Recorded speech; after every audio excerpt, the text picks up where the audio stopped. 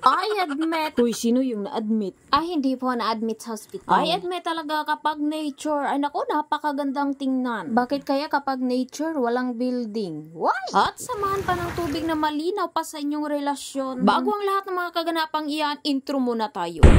Hello mga kalamoy, magandang araw sa inyong lahat. Huwag kayong magtaka kung bakit sinapian ako ng kaluluwa ng Tagalog ngayon. Dahil alam nyo namang laking Bisaya tayo. At syempre dahil ang daming nagre-reklamo na kapag nagvo-voice over tayo ng Bisaya, wala raw silang naintindihan. Syempre ayaw ko namang masaktan kayo. Ay, OA. Kahit nahihirapan ako at nagkalisod-lisod, ay for the go pa rin. Sandamakmak nga kami dito sa labas ng bahay. Dahil hinihintay namin ang ayuda ni Kapitan. Why? Uy, tarungan na diya. Alam kong nagtaka kayo kung bakit naka-inert tayo dyan. Yan talaga ang patunay na galing tayo sa CR. Why? At syempre, hindi natin kakalimutan yung secret weapon natin. Dahil bukod sa pangyera, pwede rin natin itong ipanghampas sa kalaban. 2 sako nga ng damit ang naimpake namin dyan. Dahil hindi kami nakabayad ng upa, kaya pinapalayas na kami. Maawa naman po kayo, kahit 1 taon na palugit po. Ubos na nga yung pera ko, kaya pipick up muna ako ng pasahero. Let's go! Syempre, pinapatras ko na nga yung kabayo ko dyan. Dinahandahanan ko lang dahil pinanganak naman akong hindi harsh. Ang lalim ng preno ng kabayo ko, kaya kusang umaatras dyan kapag hindi mo na apakan ng mabuti. Ay kung nagkataon, ay nako, patatakbuhin ko ito ng paatras palagi. Parang paatras lang alam ng driver Please naman tumingin ka lang. Hayaan mo na akong magdesisyon sa buhay ko dahil buhay ko to eh. Why? OA na. Yung driver ko kasi parang hindi pa handang magmaniho. Kunwari, one hand lang yan. Para sabihin niya namang magaling ako. Why? Sa mga hindi pa nakakaalam, may lisensya na po ako. Kung ang lisensya niyo po ang nakalagay ay professional, sa akin maiba dahil yung nakalagay super professional. Ito yung lisensya na kapag hindi nadadala sa busina, ay sagasaan mo na.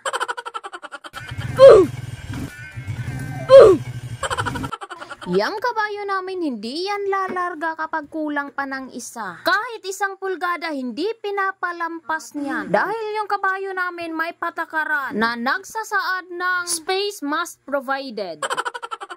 Wala pa na isa? Wala pa isa? Si Andeng. Saka dito. Balik na, balik na. Sige.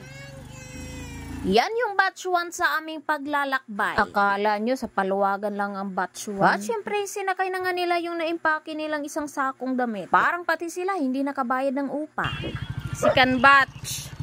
Okay, larga.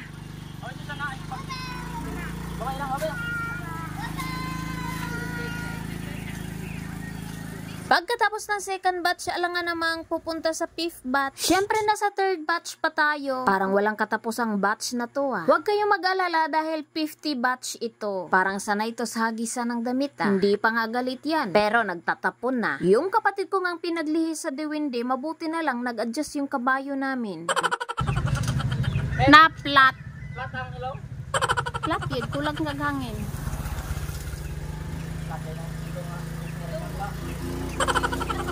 Pagkatapos ng 3rd batch, syempre, ito yung special sa lahat. Dahil ako na yung sasakay. Uy, paano naging special? Ikaw lang naman yan. Manahimik ka nga lang. Napaka-KJ mo naman. Why, tama ng away-away. To be continued na tayo. Syempre, dumaan tayo sa tuwid na daan. Para naman gaganda yung ating kinabukasan. Why?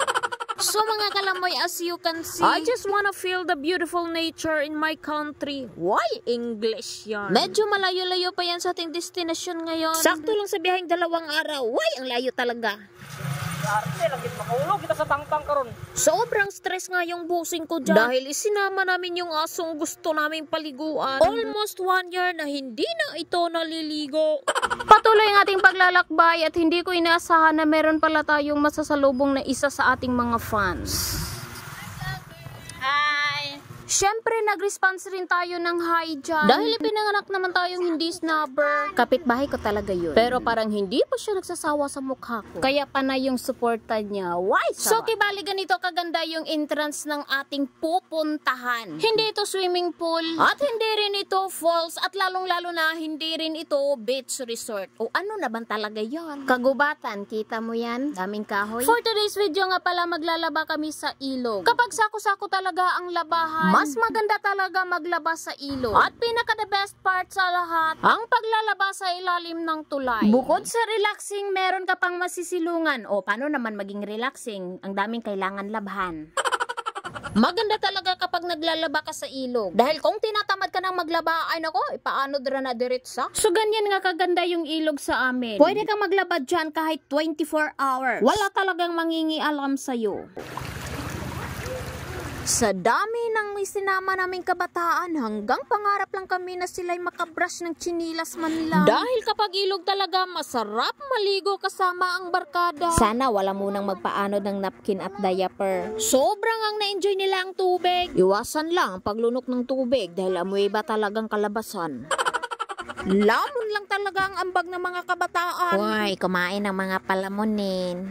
Masarap kasing kumain sa ilog na kahit anong klaseng ulam ay lamon pa rin ng mga person. Medyo late na ngang nakunan ko sila ng video dahil paubos na ang pagkain nila. Aba, itong mga kabataan may pabudol fight pang alam. Kahit sardinas talaga, hindi na pinatawad. Ito talaga yung kagandahan kapag budol fight. Dahil hindi ka na mahihirapan maghugas ng pinggan, dahon-dahon lang. At siguraduhin talaga bago magbudol fight, kailangan nakahugas ng kamay. Dahil kung hindi, ay naku, pati germs, na budol fight na rin. Medyo kulang pa yung kabusugan nila, kaya hayan may second batch pa. Kapag araw-araw talagang maligo dito sa ilog, ay naku, yung isang sakong bigas madali lang maubos. Kapag ang mga ganap na tao ang nagbudol, relax lang yung kain tapos parang mahihiya pa. Pero kapag yung nagbudol na hindi pa ganap na tao kagaya nila, kabaliktaran dahil sa kanila magpakawalang hiya. Why?